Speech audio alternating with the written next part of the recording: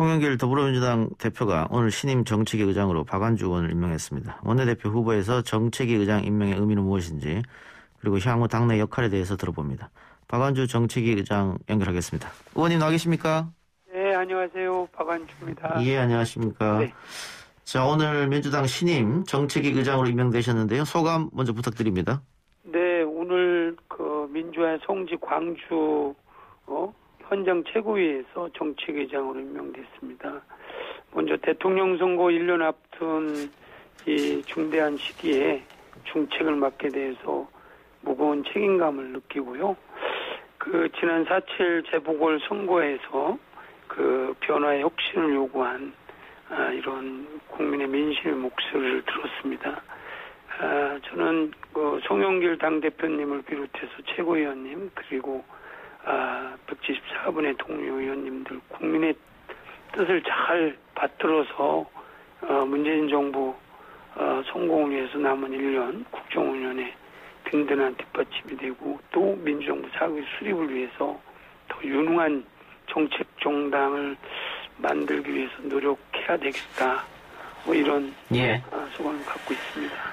신임 최고위원 다수가 의원님을 정책위 의장으로 추천했다고 알려져 있는데 어떤 기대를 받아서 그런 결과가 나왔다고 보세요? 글쎄요, 부족한 저를 여러 우리 최고위원님들이 추천을 해주셨는데 아무래도 균형 있는 변화의 혁신에 대한 제가 이제 원내 수석 부대표도 했고 당의 국가균형 발전 상임 활동들을 통해서 정책적인 이해도가 높게 평가해 주신 게 아마 그런 추천을 하지 않았나 이렇게 생각을 합니다. 지난 재보궐 선거의 참패 원인 여러 가지 있겠습니다만 많은 분들이 이제 부동산 정책의 실패를 꼽았습니다. 이제 정책위 의장이 되셨으니까 이 부동산 정책에 대해서도 관심이 많으실 텐데 지금 당내 지도부 내에서도 의견이 조금 엇갈린 것 같습니다. 큰 틀에서는 비슷한데 세부적으로는 다를 텐데 이거 어떻게 조율하실 생각이세요?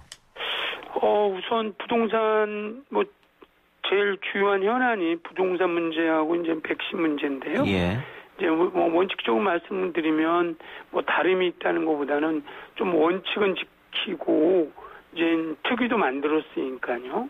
부동산 문제가 공급, 세제, 금융이 크게 세 분야가 있는데 이 부분에 대해서 특위 활동을 통해서 수정할 부분은 좀 수정을 하고 원칙을 지킨 건 지키는데 어쨌든 이러한 부분들을 좀 더 치밀하게 정부와 우리 당 내에서도 의견들을 수렴해 나가면서 국민들이 불편한 점이 있었다면 그런 부분은 또 수정을 해 가야겠다라는 원칙을 갖고 있기 때문에 충분히 당내에서 이견들이 있다면 그 부분들을 책임지고 이제 조율해서 국민들 편안하게 하는 그런 정책을 만드는 데 노력을 하겠다는 말씀드리겠습니다. 수정하는 부분은 다들 이해하실 텐데 그럼 구체적으로 이 종부세 관련해서는 조금 완화되는 겁니까? 그러면 어떻게 되는 겁니까?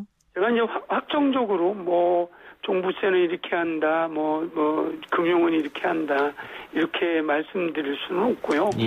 이제 여러 번에 걸쳐서 이제 부동산 대책을 내놨기 때문에 그게 이제 시장에서 어떻게 받아들이는지 부족함이 없는지를 이제 특위 활동과 정책위에서 점검을 하고 또 이제 정부와 또 조율도 하고 필요하다면 이런 과정들이 있기 때문에 확정적으로 종부세를 대폭 완화한다 이런 의견들을 지금 즉답하기는 어렵지 않은가 이런 말씀드리겠습니다. 당내의 다양한 의견을 일단 들어보고 점검하고 논의하고 의견을 조율하고 지금부터 시작하겠다 이 말씀이네요? 네, 이미 지난 며칠 전에 이제 부동산 특위가 새롭게 송영길 대표 체제에서 시작이 됐기 때문에 그걸 좀 속도감 있게 진행해 나갈 예정입니다. 또 하나 지난 지방선거 결과 청년들이 민주당에 등을 돌렸다 이런 지적이 많은데 청년 정책은 또 어떻게 꾸리실지요? 이 부분은 정말 뼈아프게 반성을 하고 있는데 우선 우리 당 초선 모임인 더민주에서 20대들에 대한 지금까지는 좀 시혜적이고 뭐 이제 우리 뭐 당 지도부 중심의 이렇게 정책에 대한 니즈가 아니고 뭐 이렇게 일방적 부분에 대해서 지금은 우리 의견을 20대들의 필요한 게 뭔지에 대한 경청하는 시간들을 갖고 있고요. 그러한 부분에 대해서 청년들이 갖고 있는 필요하고 우리가 뭘 잘못 진단하고 있는지 이런 부분들 경청을 통해서 지금 수렴해 나가고 있다. 특히 우리 초선 의원들이 이런 간담회들을 통해서 의원들을 실질적으로 현장에서 목소리를 듣고 있기 때문에 아울러 정책위에서도 이러한 부분에 대해서 새롭게 정립해 나가는 과정이 준비를 해야 되는 게 아닌가 이렇게 생각하고 있습니다. 말씀하신 것처럼 뭐 초선 의원들이 젊은 층의 의견을 듣고 당에다가 여러 가지 대안을 내겠습니다만 네네. 지금 대선 주자들도 각기 다른 방식으로 청년 정책에 대해서 이야기하고 있단 말이죠. 그것도 같이 조합해야 되는 거 아닙니까? 우선 각 대선 후보자분들도 나름 뭐 여러 가지 방식으로 얘기하지만 하실 수 있고요. 예. 그렇지만 당에서는 청년 정책에 대해서 남은 기간 후보가 누가 되시든 간에 우리 더불어민주당의 청년 정책에 대해서는 말씀드린 것처럼 다양한 청년들한테 직접 듣기도 하고 전문가들 의견들을 통해서 당의 청년 정책을 만들고 거기에 이제 대선 후보들의 이제 의견들을 같이 융합해 나가는 과정으로 아마 공약화가 되지 않을까 이렇게 전망하고 있습니다. 알겠습니다. 대선 주자 이야기가 나왔으니까요. 최근에 네네. 경선 연기 이야기가 나오면서 논란이 좀 되고 있는데 의원님 개인적 생각은 어떠세요? 저는 원칙적으로 당원 당규에 이제 우리 원칙이 있었고요. 당원에 이제 원칙이 있고 이 부분에 대해서는 후보자 간의 합의가 우선 돼야지 이게 이제 지도부가 된다 안 된다 이런 논란 자체가 불필요한 논쟁이 될 수 있다 이렇게 생각을 하고 있습니다. 네, 당원 당규 말씀하셨는데 지난 지방선거 때 당원 당규를 한번 고쳤잖아요. 네네네. 근데 이번에 또 한번 당원 당규를 고치면 그건 그 국민들이 바라봤을 때 민주당은 때에 따라서 계속 이렇게 당원 당규를 고치나 이렇게 생각할 수도 있을 것 같아서. 그런 부분까지 포함해서 대선 후보들이 다 합의가 돼서 연기를 하자 또는 원칙적으로 지키자 뭐 이런 의견들이 있으면 그런 부분이 선행이 되고 말씀하신 것처럼 당원이라는 것은 당원은 이제 헌법 같은 거고 당규는 이제 법률 같은 건데 그런 부분들은 신중하게 의견을 수렴해서 결정해야 되는 사안이다 이렇게 보고 있습니다. 알겠습니다. 오늘 김부겸 국무총리 후보자 청문회 마지막 날입니다. 어제도 열렸고 오늘도 열리고 있는데 어제 우리 방송에 이준석 국민의힘 전 최고도 나왔습니다만 야당에서도 임명은 될 거다 이렇게 보고 있던 것 같은데요. 오늘 제가 끝까지 보지는 못했지만 어저께 분위기 그리고 언론 봤을 때는 야당에서도 부적격이다라기보다는 부족함은 있지만 우선 김부겸 국무총리 후보가 누구보다도 이제 경륜, 식전 이런 분들은 이제 나름 검증이 됐기 때문에 부족한 부분에 대해서는 지적을 하고 이렇게 처리가 되지 않을까. 이렇게 예측을 하고 있습니다. 예. 말씀하신 것처럼 김부겸 국무총리 후보자에 대해서는 큰 문제가 없다. 이견이 없어 보입니다. 여야가. 그런데 임매숙, 박준영, 노영욱 후보자에 대해서는 야당이 강하게 지금 반대를 하고 있단 말이죠. 어떻게 될 것 같습니까? 야당의 그런 문제 제기가 있고요. 어떤 부분은 이제 억울한 면도 있고 어떤 측면에서는 또 국민의 도덕성 기준에 어긋난 부분도 있는데요. 아마 이 부분은 야당에서는 요구를 하고 저희는 의총을 통해서 의견들을 좀 수렴해 나가는 과정을 거치지 않을까 이렇게 생각을 하고 있습니다. 예, 알겠습니다. 끝으로 오늘 여야 지도부가 모두 광주를 향했는데요. 그 의미는 어디에 있다고 보십니까? 네, 5월 광주 정신은 우리 민주당의 뿌리이고 상징이기 때문에 그 출발을 우리 송영길 대표와 새로운 지도부가 5.18 민주화의 정신들을 계승하면서 변화의 혁신을 갖겠다라고 하는 그런 다짐이 아닌가 이렇게 생각을 하고 있습니다. 예. 의원님 다시 한번 정책의장 된 거 축하드리고요. 오늘 인터뷰 네. 고맙습니다. 네, 고맙습니다. 지금까지 더불어민주당 박완주 신임 정책위 의장이었습니다.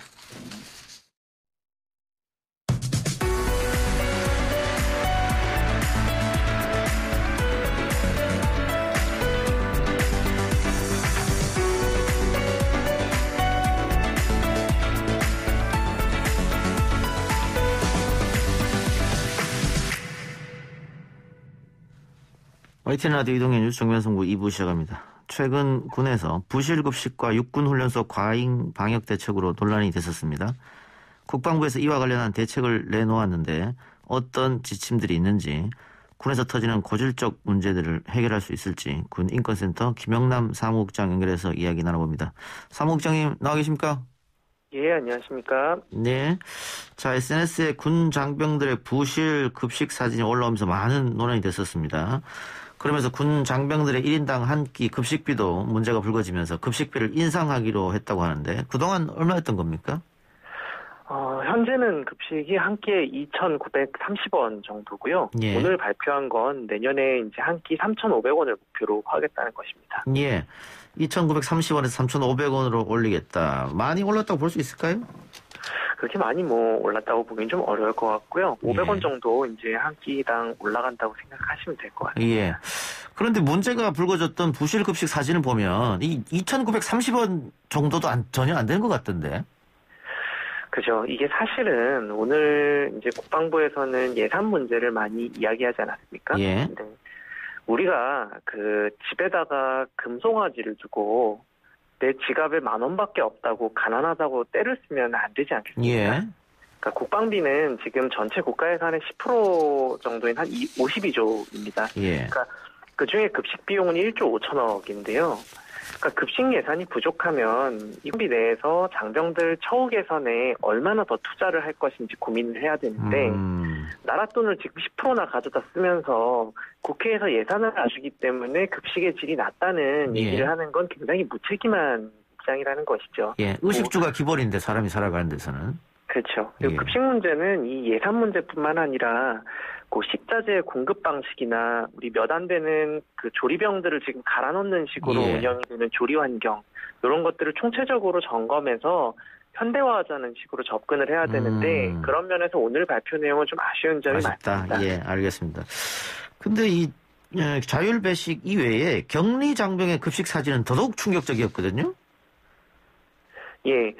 사실은 군대에 먹을 게 없고 뭐 돈이 모자라서 밥을 그렇게 줬다고 생각하는 사람은 없을 겁니다. 이게 인기 있는 반찬은 앞에서 다 먹고 예. 남은 거 모아가지고 격리병사들한테 주니까 이런 일이 발생하는 건데요. 아하. 이 문제는 이제 저희 군인권센터에서도 작년 9월 달에 이미 사진을 공개하면서 지적을 한 적이 있는 문제입니다. 예, 그러니까 예. 반년이 지난 지금 또 다른 부대에서 같은 일이 벌어진다는 건 군이 방역 정책을 설계할 때 장병들이 먹고 자는 뭐 이런 기본 생활 문제는 큰 관심이 없었다는 걸 예. 얘기하는 것이죠. 그러니까 예. 뒤늦었지만 뭐 신경을 쓴다 하니 앞으로 잘 살펴봐야 될 것 같습니다. 예.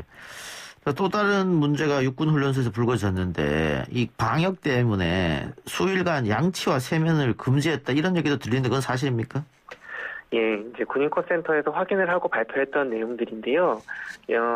이 격리 기간 동안에 양치하고 샤워를 한 열흘 가까이 금지하고 화장실 이용도 5시간에 한 번, 2분씩 이렇게 통제를 했다는 건데요. 감염병 확산 우려 때문에 이 훈련병들의 동선을 통제해야 된다는 명목이었습니다. 그러니까 화장실과 그 세면장과 샤워실 이런 것을 다른 인원들하고 같이 쓸 수 있으니까 그러면 혹시라도 전파가 될까봐 한 열흘 정도 샤워를 못하게 한다든가 또 며칠간 양치와 세면을 금지했다 이런 이야기네요? 그렇죠. 그건 이제 그렇게 했다는 명목인데 이거는 어떻게 개선됐습니까 그러면?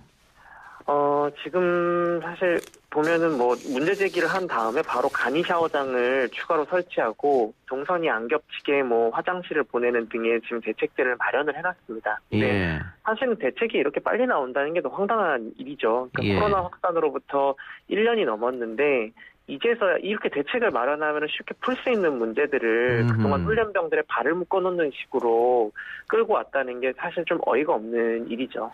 근데 용변 시간을 제한했다. 그건 뭐 생리 현상이기 때문에 뭐 참을래 참을 수가 없는 경우도 있잖아요. 그때는 어떻게 합니까, 그러면? 그러다 보니까 훈련병들이 아예 물을 안 먹고 지내고 이랬다는 제보들이 좀 있었습니다. 그러니까 사실 2021년에 군에서 오줌 쌀까봐 물을 안 먹는다 이러면은 국민들이 들으면 참 정말 기가 막힐 이야기죠. 예. 이 국방부 박재민 차관이 중대원 전체가 같이 휴가를 다녀오면 생활관 자체를 격리시설로 사용할 수도 있다 이런 얘기했는데 이 부분 어떻게 생각하십니까? 오늘 나온 대책 중에 이제 이 부분이 같이 들어있는데요. 예. 뭐 다양한 방법들을 고민하고 제시한다는 거는 의미 있는 일이라고 생각을 합니다. 다만 예. 오늘 발표 이후에 이렇게 중대원 전체 같이 휴가 가는 문제가 얼마나 많은 부대에 적용이 될 수 있을까에 대해서는 좀 의문을 제기한 분들이 많았는데 예. 이에 대해서는 국방부가 좀 디테일한 대책을 세우고 장병들하고 조율을 해나가는 과정들이 좀 있어야 되지 않을까 생각하고 예. 있습니다. 이게 군대 내 휴대폰 사용이 허가가 되면서 이제 구타나 가혹행위가 상당히 많이 사라졌다. 그리고 개인 정비 시간도 이제 충분히 주어졌고 과거에는 뭐 개인 정비 시간에 고참의 전투화를 닦는다든가 이런 부조리가 있었는데 그러면서 사실은 이게 실보다 득이 훨씬 많다 이렇게 됐지 않습니까? 근데 이번엔 SNS를 통해서 병사들이 이런 여러 가지 의혹들을 제기하니까 오히려 군대 내에서는 누가 이런 것을 올렸느냐 인터넷에 추적했다는 얘기도 있던데 그건 사실입니까? 예, 그렇게 했다는 것들이 이제 뭐 국회에서 어떤 상임위 회의하는 과정에서도 확인이 되고 이런 것들이 좀 있었는데요. 예. 사실은 여러 가지 순기능이 있지만 지금과 같은 상황들이 이렇게 SNS를 통해서 알려지는 것도 어떻게 보면 순기능일 수 있다고 좀 보고 있습니다. 그렇죠. 그러니까 볼 수 있죠. 휴대전화를 안 줬으면 우리 병사들이 무슨 밥을 먹고 격리돼 있는지 국민들이 확인하기 어려웠겠죠. 그렇다면 우리 국민들을 위해서 일하는 군인들이 더 좋은 환경에서 일할 수 있다면은 군 내부 문제들이 내부건 외부건 이렇게 알려져서 해결되는 게 중요한 거지. 예. 이게 뭐 휴대전화로 사진을 찍어서 밖에 뭐 제보를 하면 군기가 무너진다. 이런 것들은 사실 말이 안 되는 얘기라는 것이죠. 예. 근데 이게 이제 색출 작업도 벌이고 결국은 SNS에 올린 병사의 휴가가 삭감되는 징계를 받았다. 이런 기사도 있었는데 이건 확인된 사실인가요? 예, 이것들이 이제 좀 뭐 사실로 있었던 일이라고 이렇게 확인이 되고 있는데요. 그러니까 군 수뇌부가 아직도 이 바깥으로부터 들어오는 문제 지적을 다 공격으로 받아들인다는 걸 또 의미합니다, 이게. 그러니까 국민을 지키라고 군대를 만들었는데 군대를 국민으로부터 지키려고 하고 있는 거죠. 예. 그러니까 밖에서 이런 문제 지적을 하고 밖에다 폭로하고 외부에서 이야기가 들어오는 것도 사실은 다 우리 군이 좀 더 좋은 곳으로 발전했으면 좋겠다는 생각으로 지적을 하는 건데 군이 이런 면에서 좀 더 대범해질 필요가 있다. 이렇게 병사들 찾아내가지고 징계하고 이런 식으로 가가지고는 상하 간의 어떤 신뢰라는 것이 형성이 될 수가 없는 부분들이고 지금 군의 이제 군인복무 기본법상으로도 어떤 제보나 고충 고소가 처벌이나 징계의 근거가 되어서는 안 된다라고 써 있기도 합니다. 예. 또 하나 육군 병사가 군 가혹행위와 군 병원 오진으로 5개월째 제대로 걷지 못한다는 그런 의혹이 제기되고 있는데 이 사건 조사는 어떻게 되고 있습니까? 뭐 폭행건 같은 경우에는 이제 그 축구하다가 뭐 그 폭행을 했다라는 얘기가 있고 이걸 이제 수사를 이제 하고 있다고 하고요. 그래서 오진건은 또 감찰을 진행하고 있다고 하는데 군에서 이런 사건들이 항상 여론의 도마에 오르면 철저히 수사하겠다, 조사하겠다 이런 말을 늘 반복을 합니다. 근데 시간이 지나면 문제가 이상하게 풀리고 잘 안 풀리는 경우들도 되게 많습니다. 그러니까 이게 그 군사경찰이나 어떤 군의 감찰 업무를 보시는 분들이 나쁜 사람이기 때문이 아니라 군이 기본적으로 밖으로부터 감시받지 않는 폐쇄적인 집단이다 보니까 자연스럽게 그렇게 흘러가기가 되게 쉬운 환경에 놓여 있다는 것이죠. 근데 뭐 군이 폐쇄적인 집단이고 사건이 터지면 쉬쉬 감추려고 한다. 이거는 10년 전, 20년 전, 30년 전에도 지적되어 왔던 문제거든요. 전혀 개선되지가 않고 있나 보네요. 그죠. 사실 군이 오늘 이제 발표한 부실 급식에 대한 대책 이런 것들도 내부에서 대책을 열심히 만들잖아요. 예. 예. 근데 사실 자꾸 자기들끼리 이 대책을 마련하고 문제를 해결해 보려고 하는 태도 이것부터 좀 고쳐나가야 된다고 보고 있는데요. 우리 국민들이 사실 군을 군인들만큼 사랑합니다. 되게 군인들이 애쓰고 노력하고 있고 고생한다는 거 다 알죠. 예. 잘 됐으면 좋겠지 군이 망했으면 좋겠다고 생각하는 사람들은 없습니다. 그러니까 예. 전략 전술이야 군인들이 철통 같은 보안 속에서 논의를 해야 되겠지만 군인의 처우나 인권 문제 같은 것들은 충분히 민간에 터놓고 같이 고민해보면 더 좋은 답이 나올 텐데 자꾸 꽁꽁 싸매기 시작하면은 더 문제는 풀리지 않고 꼬일 수밖에 없다는 것이죠. 그런데요, 듣고 보니까 저도 군 제대한 지 20여 년이 넘었습니다만은 제가 있을 때랑 별반 다른 게 없는 것 같아서 좀 안타깝습니다. 부실급식과 과잉방역 또 가혹행위까지 계속해서 군대 안전 이야기가 흘러나오고 있는데 이 와중에 남영신 육군참모총장이 코로나로 외출이 막힌 신임 장교들에게 애인들이 다른 사람과 만날 것이다. 이런 부적절한 발언에서 논란이 됐어요. 결국 사과는 했다고 합니다만은 이런 일련의 행위들을 지금 어떻게 보고 계세요? 이걸 이제 말실수라고 해명을 이제 육군 참모총장이 하셨습니다만, 예. 만약에 우리가 회사에서 상사가 나한테 와가지고 농담이랍시고 당신 애인은 지금 아마 바람났을 거야 라고 하면 받아들이는 사람 입장에서는 기분이 어떻겠습니까? 그렇죠. 예. 그러니까 보기에 따라서는 직장 내 성희롱으로도 인지할 수 있는 수준의 발언인데 예. 이 기강이라는 거는 상급자가 모범을 보일 때 바로 서는 건데 참모총장이 이런 말을 농담이라고 말실수라고 하고 다니는데 기강이 잡힌다면 사실 되게 이상한 일이죠. 그러니까 이 부대의 분위기라는 게 어디 제보자를 색출하고 막 밖에다가 사진 보낸 사람을 잡아가지고 벌을 준다고 잡히는 게 아니라 군 전체 분위기 자체를 지금 어떻게 쇄신해 나갈 것인가를 안팎으로 좀 고민을 해나가야 될 때가 아닌가라고 생각을 합니다. 알겠습니다. 오늘 이야기는 여기까지만 듣죠. 인터뷰 오늘 감사합니다. 예, 감사합니다. 지금까지 군인권센터 김형남 사무국장이었습니다.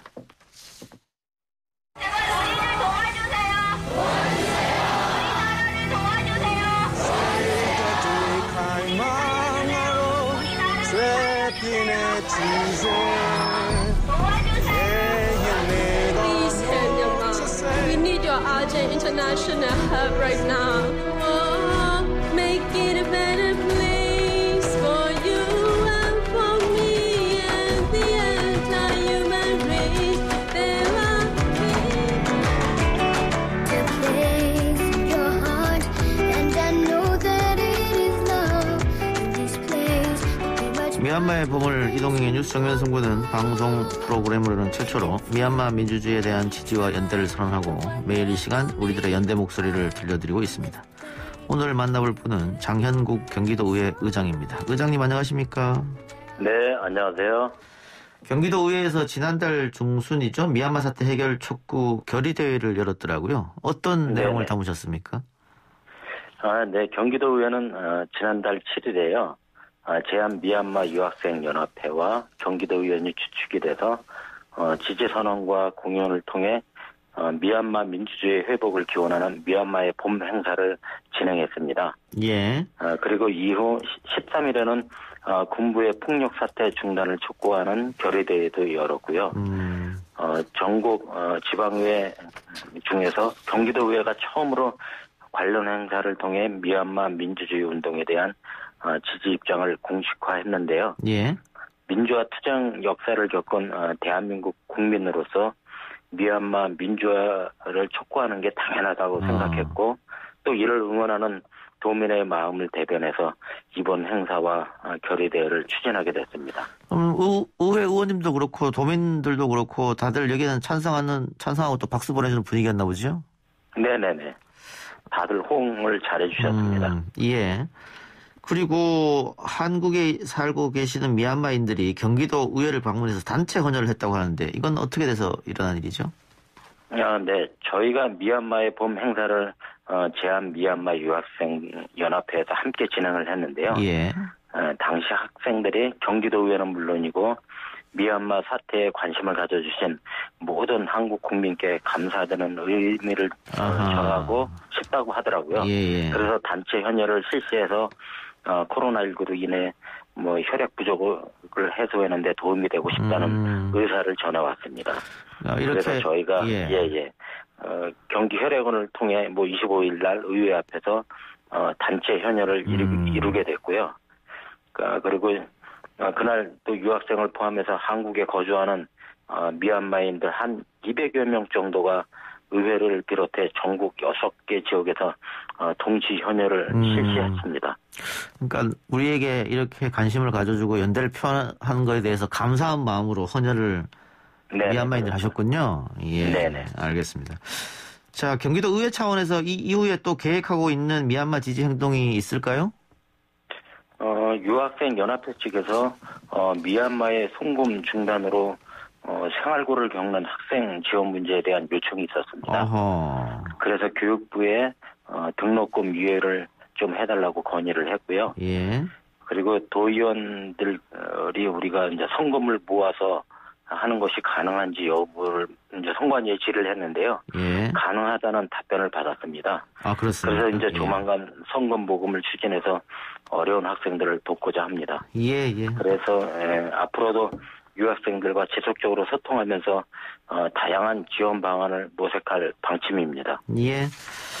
알겠습니다. 의장님, 마지막으로 이 청취자 여러분들께 미얀마 민주화 투쟁에 대한 관심과 지지의 호소 한마디 부탁드리겠습니다.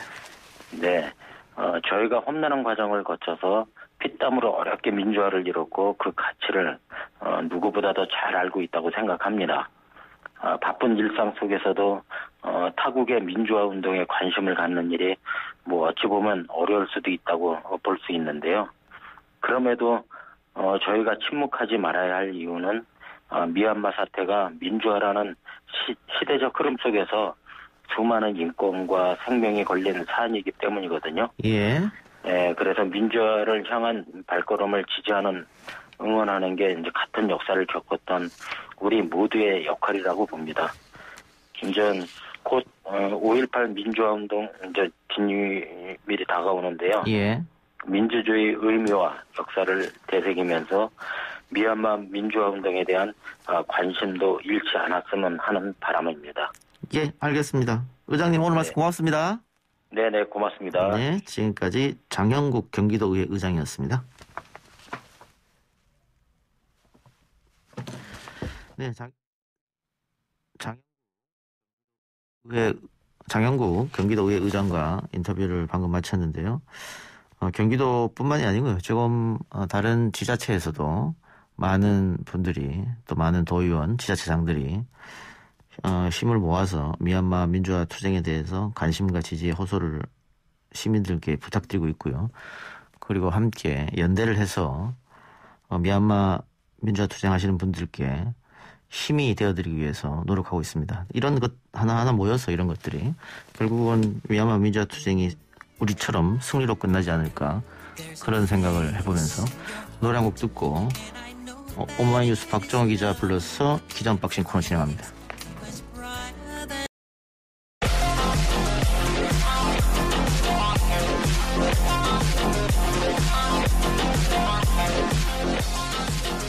오늘 나온 뉴스를 언박싱 해드립니다. 기자 언박싱 오마이뉴스 박정호 기자 연결하겠습니다. 박정호 기자. 네, 안녕하십니까? 뭐 하시다가 연락이 안 됐습니까? 지금 차가 너무 많이 막혀가지고요. 예. 주차를 좀 하느라고 시간이 좀 걸렸습니다. 네. 죄송합니다. 덕분에 좋은 노래 하나 들었습니다. 예.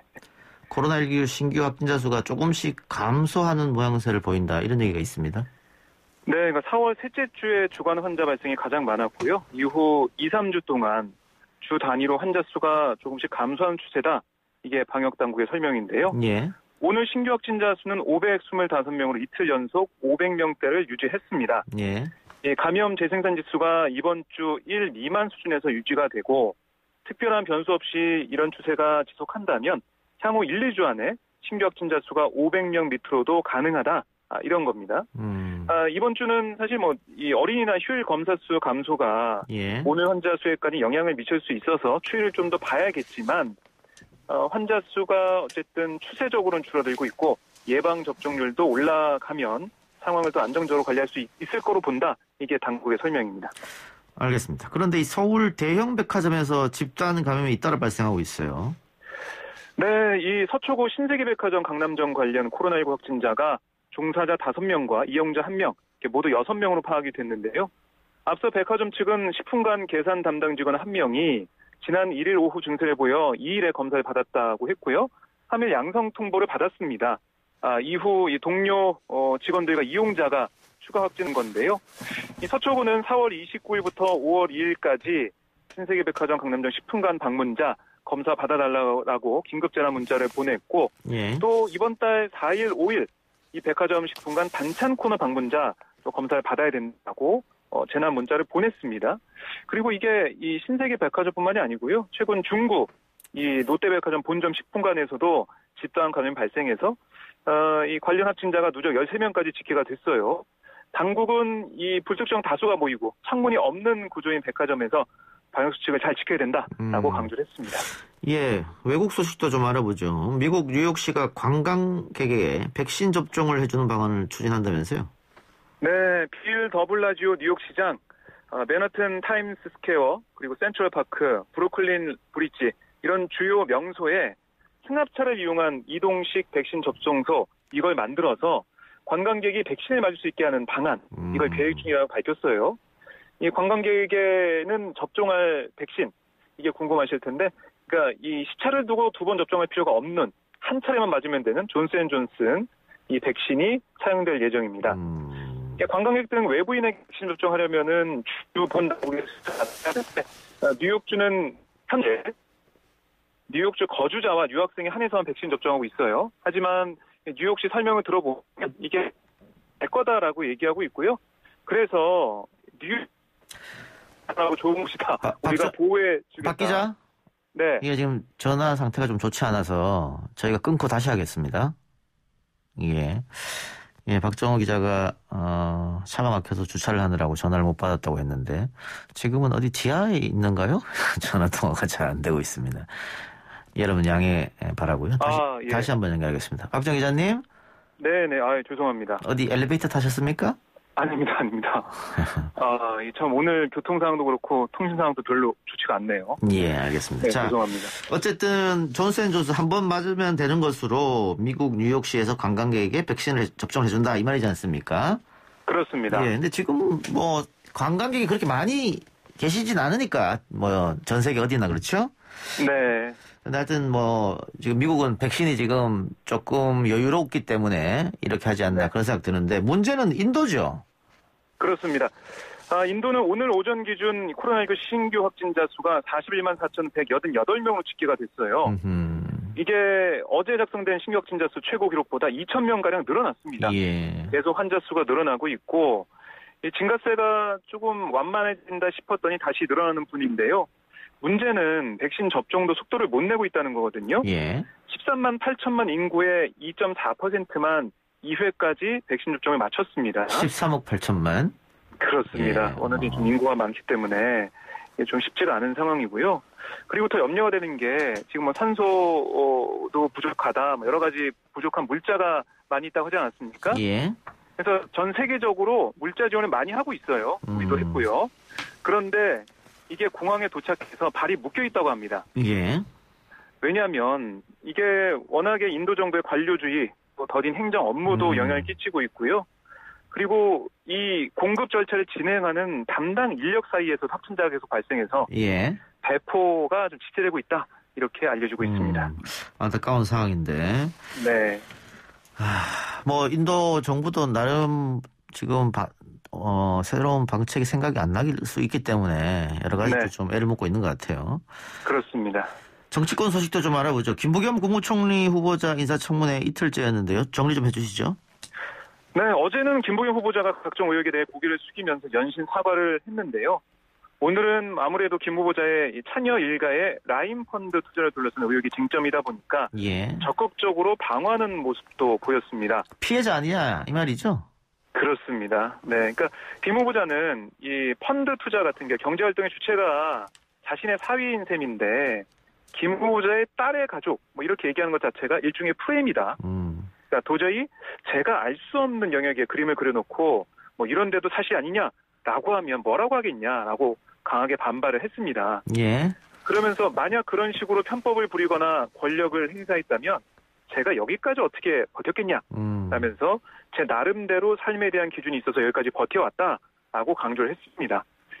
반면에 이 조국 흑서 공동 저자인 김경률 경제민주주의 21 공동대표는 참고인으로 오늘 나왔거든요. 예. 그래서 이 김 후보자 차녀 일가의 라인펀드 가입에 대해서는 특혜성을 부인할 사람은 없다라고 주장하면서 뭔가 의혹을 계속 제기하는 모습을 보였습니다. 그리고 이양수 국민의힘 의원이 김부겸 후보자가 2014년 대구시장에 출마했을 때 박근혜 전 대통령과 가깝게 있는 사진 이거 공보물에 올렸다면서 아니 이거는 뭐 박근혜 전 대통령 계속 비판해왔는데 이건 선거 때문에 이렇게 한 거냐라고 추궁했는데요. 그러자 김 후보자는 아니 의원님도 선거에 출마해보셨죠? 후보자 심정 아시죠? 라고 받아쳤습니다. 그러니까 야당 시장이 되면 대통령이랑 척져서 대구가 망한다는데 그럼 뭐라고 하냐? 뭐 이렇게 김부겸 후보자가 호소하기도 했습니다. 예. 그랬더니 이양수 의원은 질문할 거면 여기 이 청문위원석으로 오시라 하면서 김 후보자의 태도를 꼬집었고요. 결국 김 후보자는 죄송하다라고 사과를 했는데 이어서 질의에 나선 김병주 민주당 의원은 아니 어디 그 청문회 운영 방식 중에 어디에도 국회의원이 질문하고 후보자는 답한다. 이 정확한 내용이 없는 거다. 그래서 아예 질문하지 말라는 것은 잘못됐다. 이런 취지로 반박을 또 했습니다. 청문 보고서 채택은 어떻게 될 것 같습니까? 지금 뭐 민주당 내 분위기를 좀 보면 지금 세 사람을 국민의힘에서 부적격자라고 지금 낙인을 찍었지 않습니까? 예. 그러니까 임혜숙 과기부 이 장관 후보자, 박준영 해양수산부 후보자, 또 노영호 국토교통부 장관 후보자에 대한 의견 이거 지금 민주당에서 여러 가지를 고민 좀 하고 있는데요. 아무래도 이 중에 일부는 좀 국민의 눈높이에 맞지 않다라고 해서 지명 철회나 아니면 자진 사퇴 쪽으로 가지 않을까라는 분위기가 조금씩 강하게 느껴지는 것 같습니다. 예. 그 송영길 대표를 비롯해서 원내 지도부가 지금 계속해서 의원들의 의견을 청취를 하고 있습니다. 예, 알겠습니다. 자, 결국 택배 노조가 부분 파업을 하기로 결정했네요. 네, 그렇습니다. 이번 파업 계획 아시겠지만은 지난달 서울 강동구 아파트에서 택배 차량의 지상 진입을 금지하면서 빚어진 갈등의 결과인데요. 노조가 이 전날 조합원을 대상으로 실시한 쟁의 행위 찬반 투표 결과 제적 인원 5,835명에서 5,298명이 투표에 참여했고 이 가운데 4,078명이 총파업에 찬성을 했습니다. 예. 그러니까 77% 가결이 됐는데 다만 파업 돌입 시기는 예정됐던 오는 11일이 아닌 위원장에게 위임하고 또 총파업이 아닌 부분 파업으로 진행하기로 했어요. 예. 그래서 이게 전체 택배 물량의 한 10% 남짓한 신선식품 위주로 배송을 거부할 거고 어쨌든 국민들에게 이 택배 노조가 왜 이렇게 파업할 수밖에 없는지 이런 갈등이 왜 생겼는지 계속해서 알리면서 예. 또 상황을 지켜보겠다 이런 입장으로 보입니다. 예. 어쨌든 이게 한 아파트와 택배 기사들 간의 분쟁으로 시작되는데 이제는 이제 전체 노조가 네. 파업을 한다 이런 말씀인데 재빨리 좀 해결이 됐으면 하는 바람이고요. 네. 일본 정부가 도쿄올림픽을 2달여 앞두고 지금 코로나 확산세가 줄어들지 않기 때문에 고심일 텐데 긴급 사태를 연장한다고 하네요.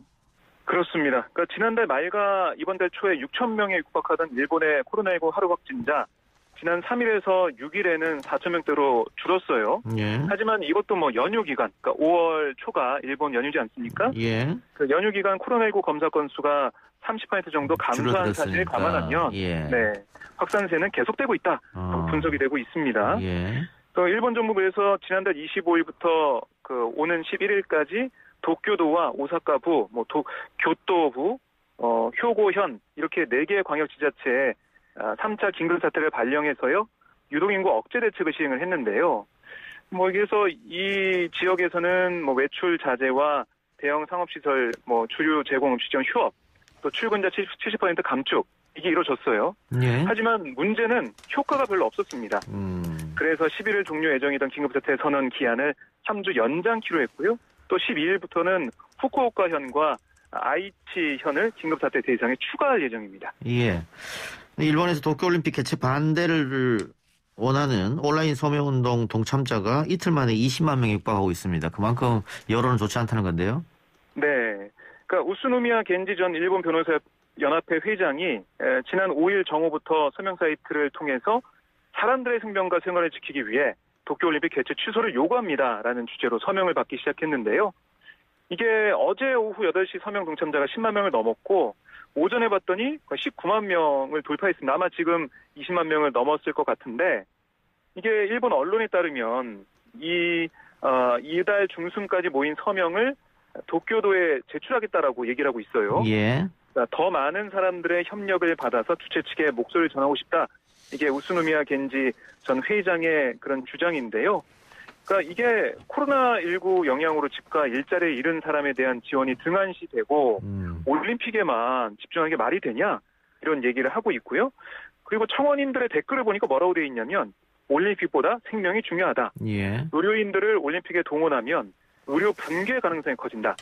또 높은 사람들은 이런 상황에도 입원 치료가 가능하겠지만 일반 서민들은 이건 너무 더 힘들어진다. 알아서 자신의 몸을 지켜야 하는 거 아니냐라고 얘기하고 있고 개최국으로서 무엇 하나 효과적인 코로나 대책을 내놓지 못하고 있는 일본에서 올림픽 개최는 무리다.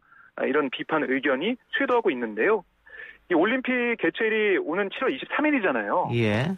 정말 얼마 안 남았습니다. 예. 근데 확진자 수가 계속 4,000명대 계속 발생하고 있고 아마 이게 더 높아질 가능성이 있기 때문에 일본 여론은 계속 좀 안 좋아지고 예. 있는 그런 상황입니다.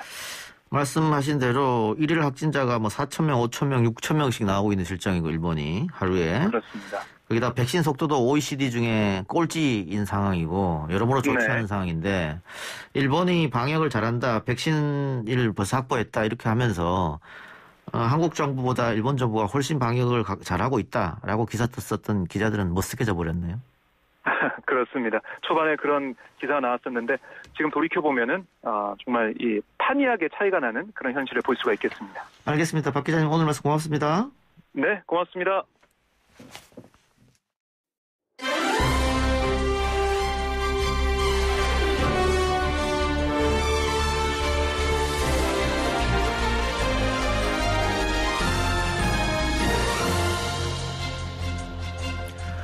YTN 라디오 이동의 뉴스 정면승부 3부 시작하겠습니다. 매주 금요일 밤 유쾌한 세 사람의 세상 특별한 말잔치가 열립니다. 꼬리에 꼬리를 무는 금요일 밤 토론.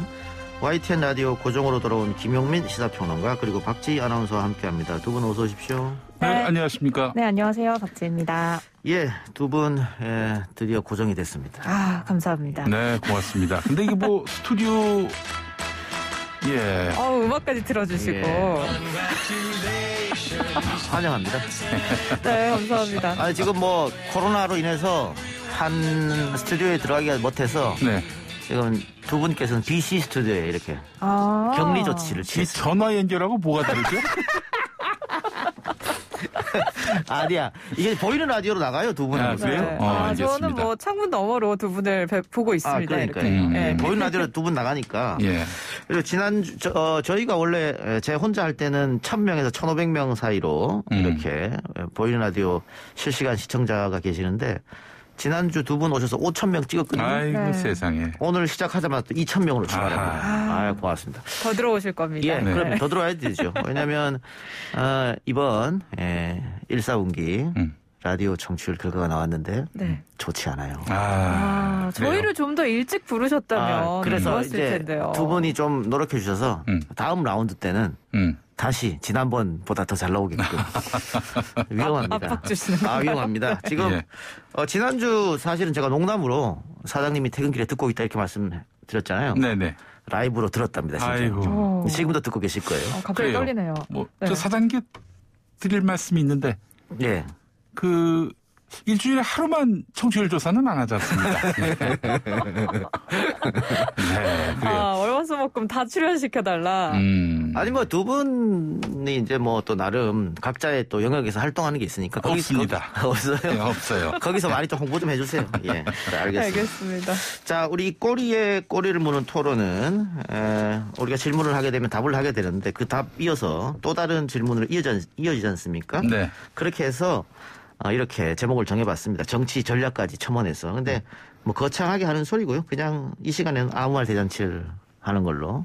다만 우리 김용민 평론가가 이 정치 시사평론계에서 일하신 지 한 20년 가까이 되지 않습니까? 그렇습니다. 예, 거의 살아남은 사람이 유일해요. 한 20년 동안. 예. 살아남으신 거 맞죠? 그럼요. 아니요. 한 2년 전에 죽었고요. 예. 지금 부활했습니다. 알겠습니다. 예. 그리고 뭐 저도 김용민 PD보다는 뭐 경험은 적지만은 네. 또 이 정치평론에 넘버 1, 2를 달린다고 스스로 자부하게 되니까. 넘버 1, 2를 예. 같이 달리는 사람은 누굽니까? 뭐 저밖에 모르겠어요. 기억이 안 나요. 예. 많으니까. 예. 그래서 하여튼 우리 청취자분들께 좋은 정보하고 정치의 뒷이면을 이 시간에 들려드리겠습니다. 그래서 지난주에도 그랬듯이 이제 진행은 박지희 아나운서가 대신 좀 맡아주시길 바라겠습니다. 자, 그러면 마이크를 박지희 아나운서에게 넘깁니다. 네. 꼬리에 꼬리를 무는 금요일 밤 토론회입니다. 지금부터 본격적으로 시작을 해볼 텐데요. 자, 꼬꼬무 토론회 패널. 뭐 다들 아시겠지만 첫날이니까 한번 소개를 해볼게요. 자, 조곤조곤 할 말 안 할 말 못 가리는 게 아니라 안 가리는 정치평론가의 대모 김엄마 김용민 평론가 나와 계시고요. 자, 그리고 본인의 정치 성향과는 전혀 상관없이 어느 쪽이든 여당이든 야당이든 삐딱선을 타면서 잘근잘근 맛있게 씹어먹는 정치평론가의 대부 이동영 작가 함께합니다. 자, 그러면은 오늘 두 분의 썰을 풀어줄 첫 번째 주제부터 듣고 올까요? 국민 여러분 안녕하십니까, MB입니다. 직속 후배를 위해 나섰습니다.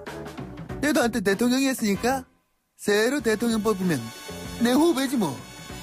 대선까지 남은 시간 오늘로 D-306일입니다. 근데 가만 보니까 민주당이 좀 시끄러워질 것 같아요. 내가 이걸 왜 아는지 모르겠는데 아무튼 당헌 당규상 후보를 대선 180일 전까지 선출해야 되는데 최근에 전재수 거기가 경선 연기하자고 입장문을 내놨더라고. 김두관이도 관련 발언을 했다고 하고 이재명이는 당연히 반대하겠지. 이거 아주 판이 재밌게 돌아갈 것 같아요. 자, 그러면 사회자 너 이름이 뭐지? 박지희 아나운서 계속 좀 진행해 주시겠습니까?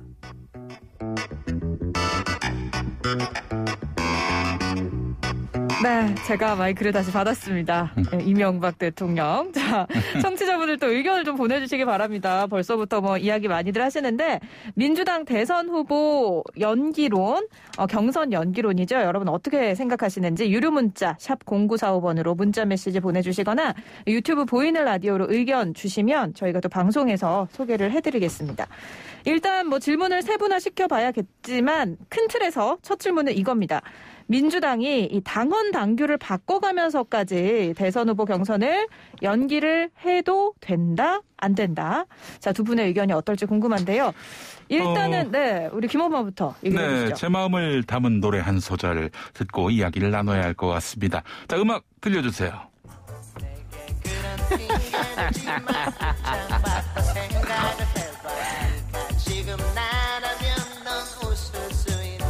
그러니까 선거 반년 전, 선거 180일 전에 대선 후보를 정하기로 한 당헌 당규는 지난 2012년 대선에서 문재인 후보가 패배했잖아요. 박근혜 후보한테.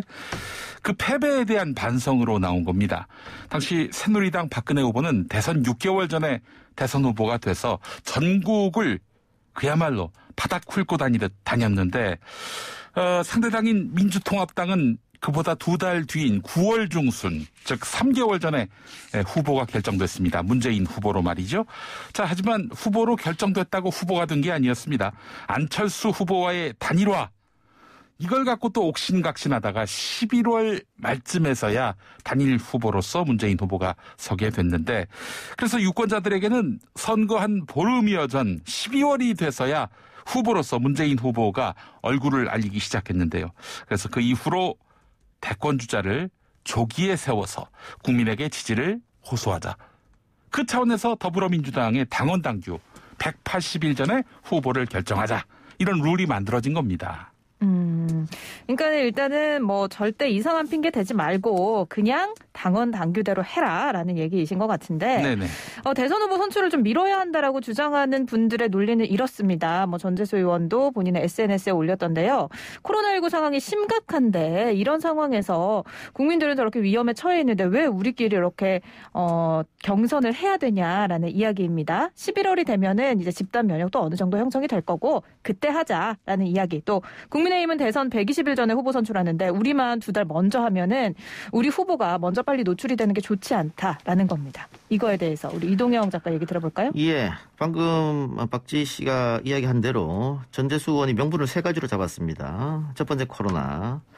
코로나에 대해서 반론하는 분들은 이런 거죠. 총선과 보궐선거도 다 코로나 상황에서 진행됐는데 대선 경선만 못하는 법이 어디 있느냐 이거고요. 또 2번째 명분은 먼저 뽑히면 먼저 맞는다. 이 이야기거든요. 근데 지난 재보궐선거 때 오세훈 박형준 후보가 늦게 뽑혔지만 더 맞았어요. 더 두드려 맞았다고. 그런데 결국은 뒤에 더 두드려 맞은 오세훈 박형준 후보가 승리했거든요. 그러니까 먼저 뽑히면 먼저 맞는다. 이것도 논리적으로 맞지 않는다. 또 3번째는 컨벤션 효과를 이야기했습니다. 야당만 컨벤션 효과를 누릴 수가 있다. 지난 재보궐에 비춰봤을 때. 근데 그 논리는 아까 김용민 PD가 이야기했죠. 2012년에 문재인, 안철수 이렇게 단일화한다고 해서 시간 다 떼먹고 반면에 박근혜 후보는 전국을 돌면서 자기 표를 다졌다. 이렇게 그런 논리가 됐기 때문에 지금 전재수 의원 측이나 친문에서 주장하는 이런 명분은 깨려고 하면 얼마든지 깨질 수 있는 그래서 지금 핑계라는 음악이 나왔던 것 같아요.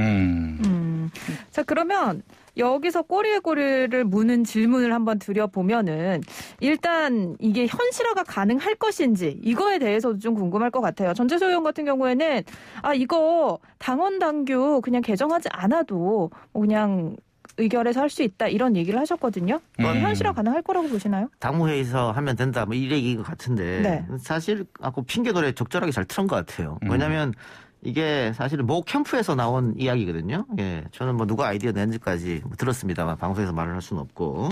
근데 2가지 변수가 있는 것 같아요. 현실 가능성에. 만일 이재명 지사가 좋았어, 받겠어, 연기하면은 연기가 되는 거죠. 그 다른 후보들은 반대하지 않을 테니까. 그게 하나가 있고요. 또 하나는 신임 당대표입니다. 그러니까 오늘 같은 경우에도 우리 YTN 라디오 또 YTN TV를 비롯해서 모든 매체가 이걸 받아서 기사화했거든요. 그러니까 친문과 이재명계가 세게 붙었다. 당이 내분으로 빠진다. 개파 싸움이 시작됐다. 이렇게 지금 받았었단 말이에요. 왜냐하면 굉장히 이게 제목이 이목을 끌 수 있는 제목이잖아요. 양쪽이 싸운다는 걸로. 그래서 이게 활용이 되면 민주당한테는 마이너스가 된다. 그랬을 때 당대표가 나서서 이게 당에 도움이 되지 않으니까 앞으로 이런 말 하지 마라. 연기는 없다. 이렇게 딱 끊는 거. 이 2가지 변수가 제일 클 것 같아요. 아니면은 뭐 현실성은 어떻게 시끄럽기만 하고 오래갈 수는 없다 그렇게 보여집니다. 네.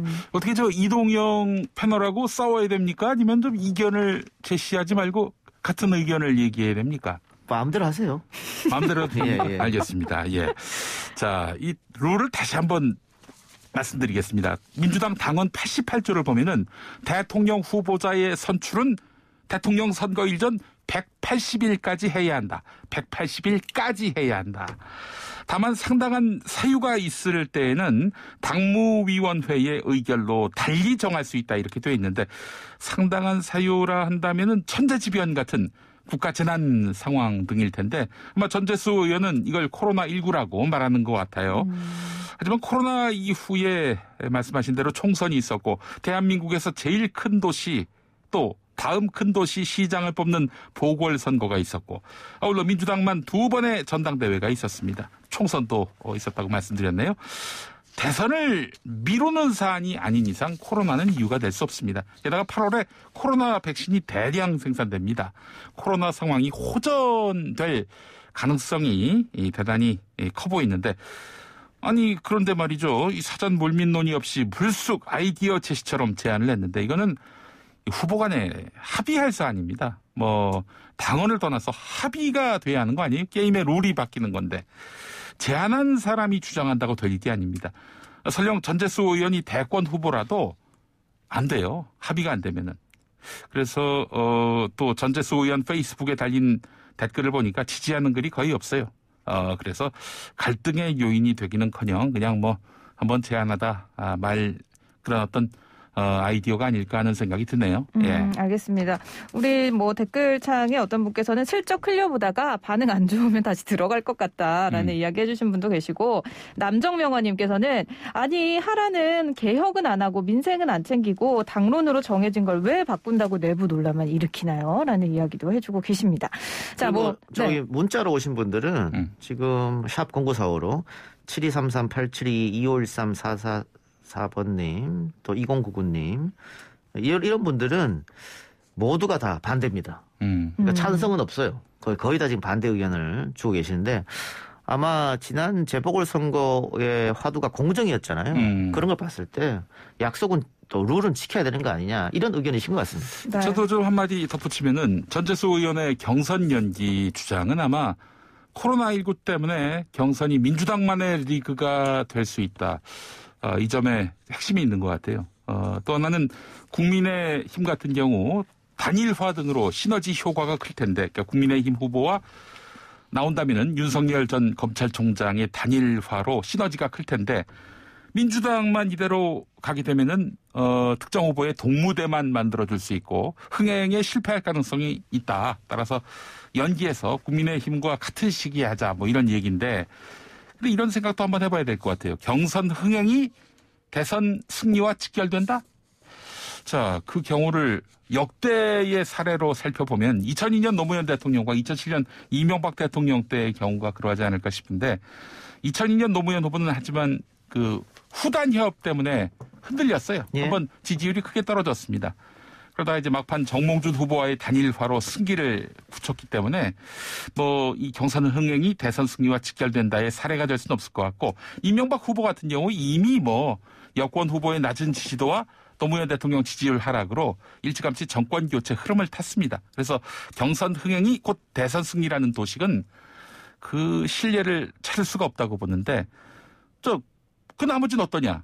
그 나머지 대선 승리한 후보들을 보면은 대개 대세론으로 탄생한 후보가 대통령에 당선됐습니다. 그래서 경선 흥행 만능론, 요거는 동의받기 어려울 것 같아요. 네, 지금 뭐 우리 김엄마께서 좋은 얘기를 해주셨는데, 바이올렛 윤님께서 아니 이거 경선 연기한다고 안 될 사람이 됩니까? 이런 얘기를 해주셨거든요.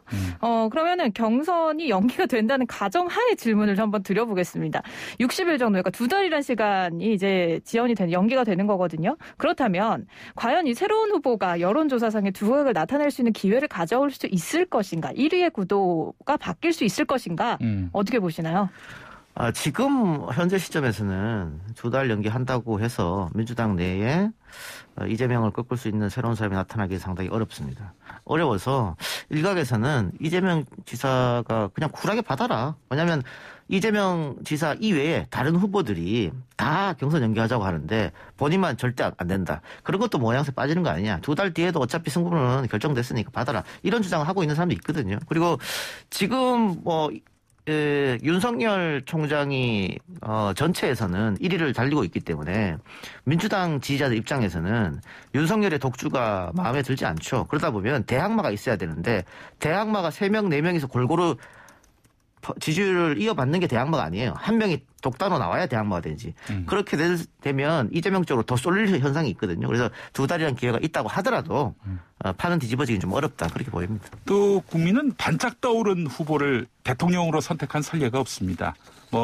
그 가능성이 가장 근접한 후보들을 꼽으라면 정주영, 문국현, 안철수 후보라 할 수 있을 텐데 결국 안 됐잖아요.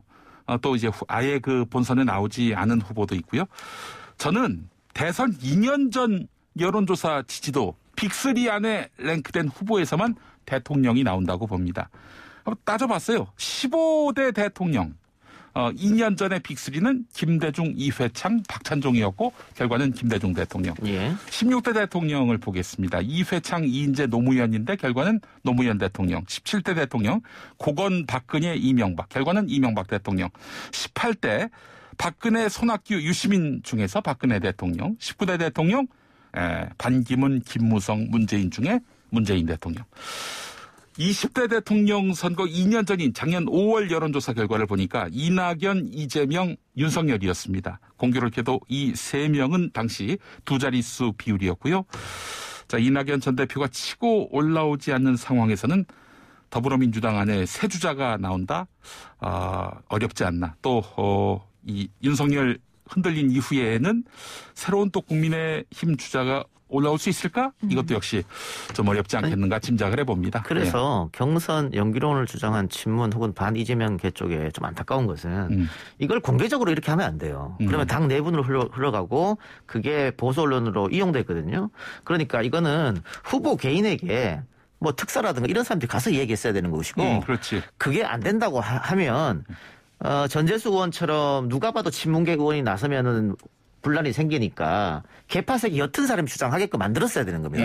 180명이나 되잖아요, 국회의원이. 그럼에도 불구하고 그런 정부적 판단을 하지 못하고 공개적으로 했던 것은 제가 봤을 때는 오히려 그 친문 지정에 상처만 남기는 그런 행위였다. 그렇게 보여집니다. 네, 그러니까 경선 연기를 현실화시키고 싶었다면 후보 개인에게 좀 은밀하게 이야기를 그렇죠. 하든지 예. 개파색이 없는 정치인이 좀 이야기를 했어야 한다라는 이야기까지 왜냐하면 합의를 해야 되기 때문에. 그렇죠. 네. 합의해야죠. 합의를 해야 되기 때문에. 일단은 뭐 저희가 민주당의 대선 경선 이야기 여기까지 해보고요. 주제를 하나를 더 진행을 좀 해보면 좋을 것 같거든요.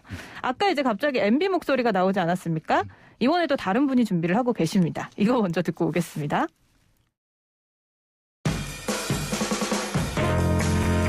안녕하십니까. 잘 씁니다. 우리 윤석열 총장님 요즘 잘 나가시던데요. 정말 부럽습니다. 대한민국 언론 실망입니다. 어떻게? 우리 크리에이터 이상민 씨 정말 감사드리고요. 저 빠르게 질문을 드려봅니다.